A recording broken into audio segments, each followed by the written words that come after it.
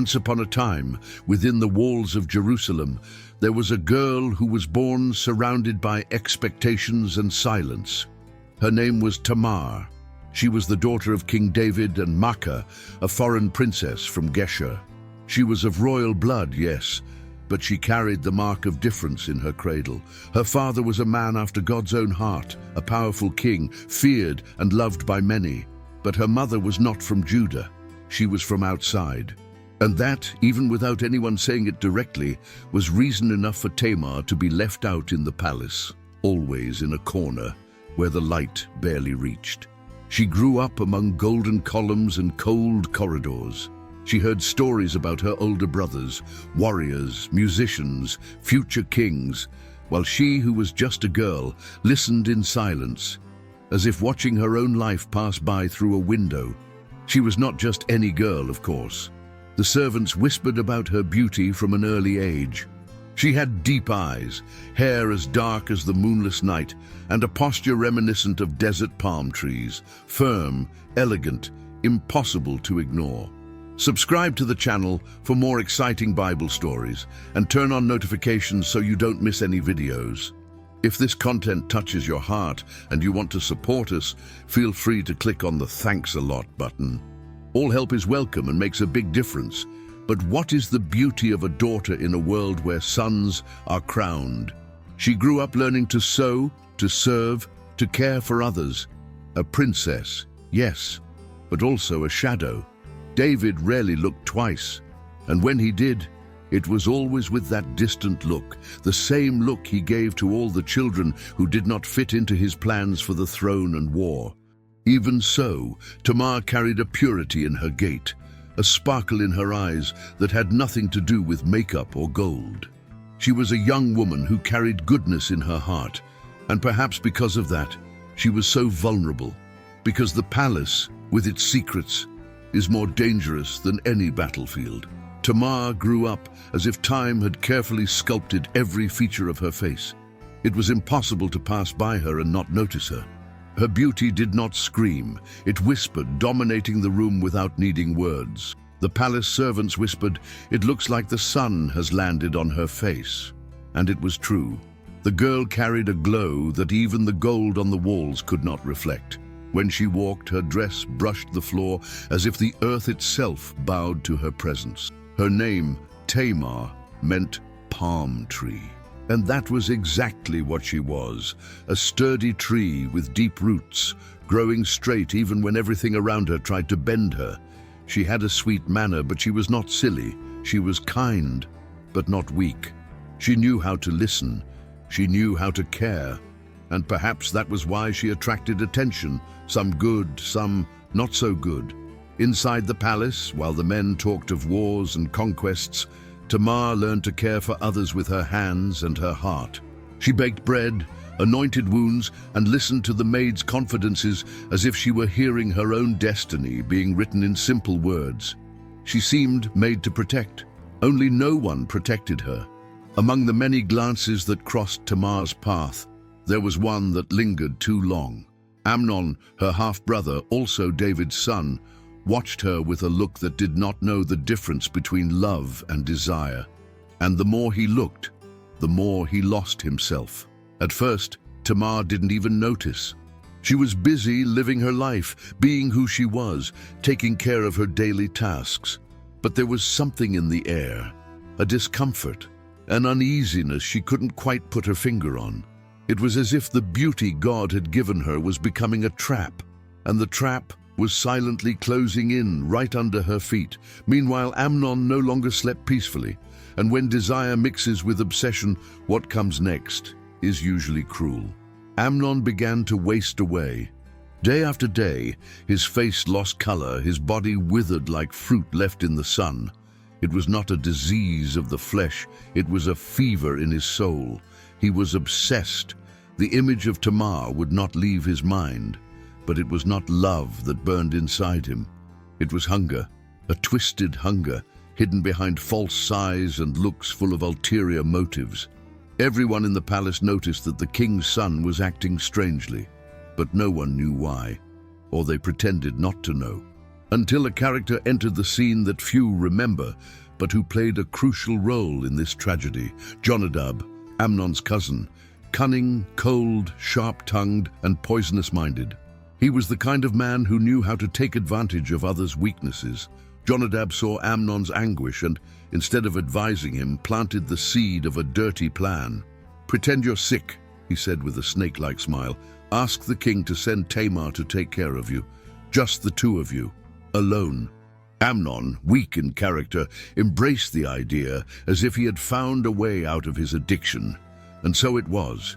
The prince, lying in bed, pretended to be sick in front of his father. David, suspecting nothing, sent for Tamar. After all, she was careful, sweet, and always willing to help. It was common for the women of the house to care for the sick. Nothing seemed out of the ordinary, for now. When Tamar entered the room, she brought bread, she brought care, she brought that same peaceful glow as always. She didn't know it, but she was already trapped. The door that closed behind her was not just wood, it was the beginning of the end of her innocence. And Amnon, the fake patient, now stood before the prey he so desired. The plan was in motion, and no one else in there could hear the voice of God. Tamar entered the room with a cloth over her arm, bringing the ingredients Amnon had asked for. It was bread, but not just bread. It was care, it was attention, it was sisterly affection. She had no idea what awaited her. She walked slowly to the bed, looked at her pale brother, and asked if he needed anything. He replied in a weak, feigned voice, and asked her to prepare the food herself, there, close to him, so he could see her. He said he would only eat if it came from her hands. With no malice in her eyes, Tamar began to mix the ingredients in a bowl. Her hands moved as if she had been doing this since she was a child. Simple, calm, like any other day. She didn't know that Amnon was saving that moment as the exact moment when he would take everything from her, her honor, her peace, her freedom. The smell of warm bread began to fill the room, and when she handed him the plate, he refused. He said he couldn't eat there, with the others around. He told everyone to leave. They were alone. The silence suddenly became heavy. Tamar hesitated, but she trusted him. He was still her brother. Amnon stood up. There was something strange in his eyes. It was no longer pretense.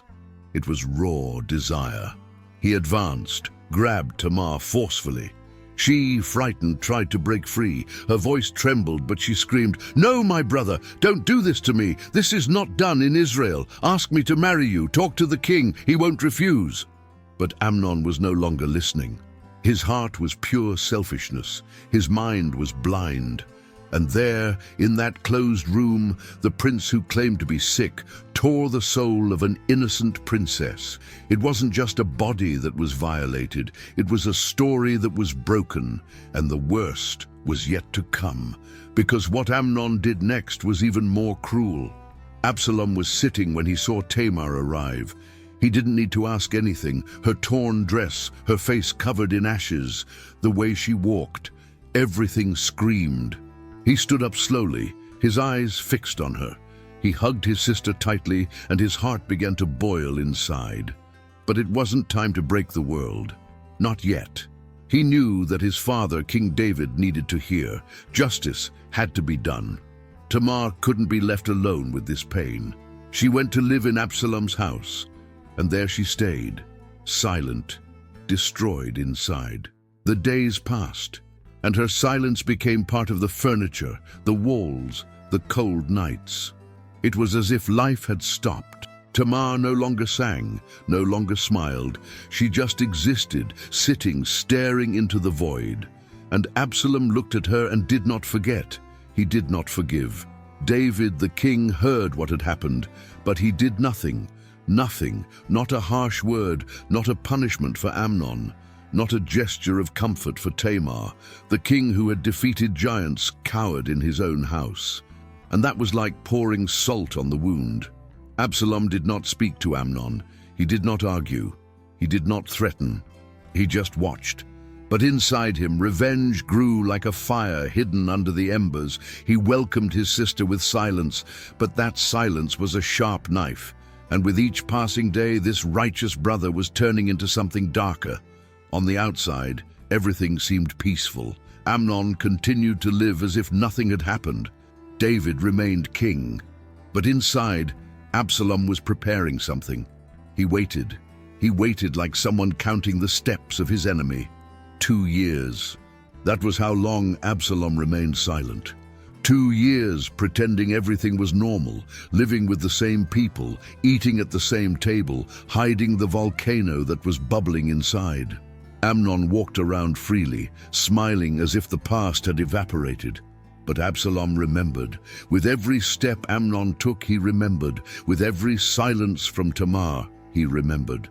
And over time, the plan took shape.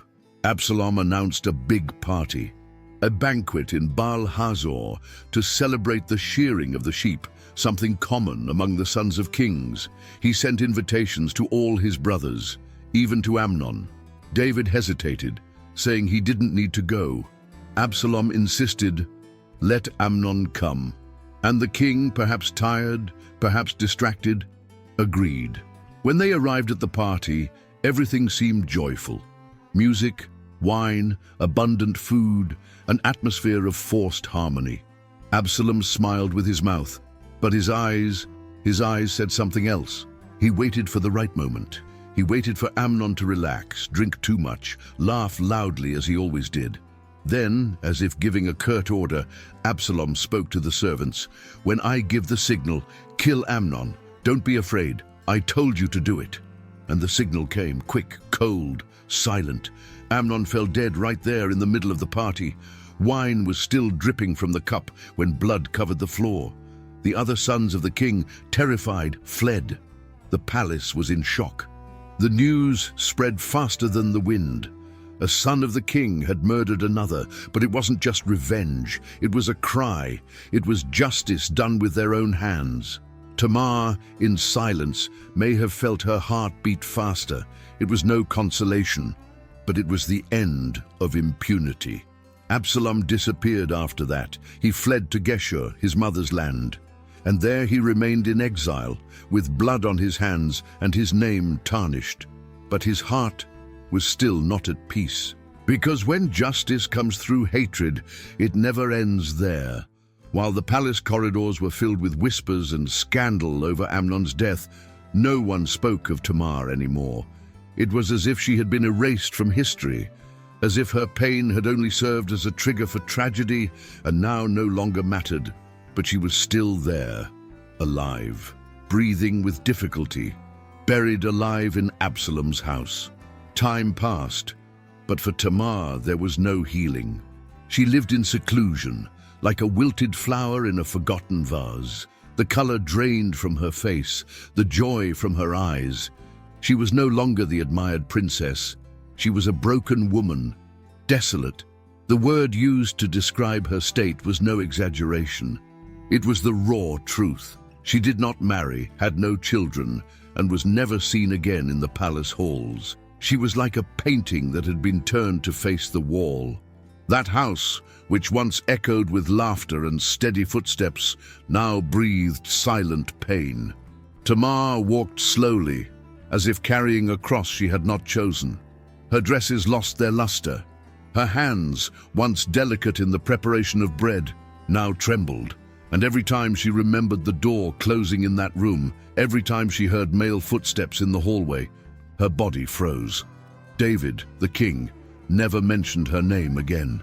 Perhaps out of shame, perhaps out of cowardice. Tamar became the ghost that no one wanted to face. And while everyone else went on with their lives, she remained, frozen in time. But her name did not disappear completely. It survived in silence, like a flame hidden at the end of a tunnel. And even without leaving her home, Tamar remained a thorn in the king's side. Meanwhile, far away, Absalom was plotting his return. But he would not return as a repentant son. He would return like a storm. Absalom spent 3 years in exile in Geshur. 3 years away from Jerusalem, away from his father, away from everything, except his grief. Time there did not heal. It only deepened the roots of his rebellion. He did not forget what Amnon had done. He did not forget Tamar's pain. And more than anything, he did not forgive David's silence. To him, his father had chosen omission, and that hurt more than any dagger. When he finally returned, it was at the insistence of Joab, the army commander. David allowed his son to return, but on one condition, that he not see his face. Absalom returned to the city, but he did not return home. He lived nearby, but apart. He was a son, but treated like a stranger, and that was the last straw. Over time, Absalom won over the people. Handsome, charismatic, full of presence, he was the kind of man who attracted attention without effort. He stood at the city gates, listened to the complaints of the people, embraced the forgotten, and smiled at the oppressed. As David grew old and distanced himself from the people, Absalom drew closer, and soon he began to whisper what was already on many people's minds: "If only I were king." And then, like a spark igniting gunpowder, he declared himself king in Hebron. Trumpets sounded, followers rose up, and Jerusalem trembled. Absalom marched against his own father. He was no longer just a rebellious son. He was an enemy with a crowd at his side. David, upon learning of the revolt, fled. The king left the palace through the same door through which Tamar had once left in silence. Now he was the one who found himself in exile, betrayed by his own flesh and blood. The final battle took place in the forest of Ephraim. It was as if nature itself had opened its eyes, silently watching the tragic end of a family torn apart from within. The armies of David and Absalom faced each other amid dense trees, treacherous roots, and branches as sharp as spears. But there, the sword was not the greatest enemy. Absalom, mounted on a swift horse, advanced rapidly. His long hair flew loose like a flag in the wind. But it was precisely this pride that trapped him. As he passed under a large oak tree, his hair became entangled in the branches. The horse continued on, and he was left hanging between heaven and earth, alone, defenseless, motionless. Joab, loyal to David, did not hesitate. Even with orders to spare the young man, he pierced Absalom with 3 spears. And there, hanging in the silence of the forest, the rebellious son met his end. His body was thrown into a pit and covered with stones, as if he were just one of many. Jerusalem wept. David wept. "Absalom, my son," he repeated, as if trying to wake up from a bad dream.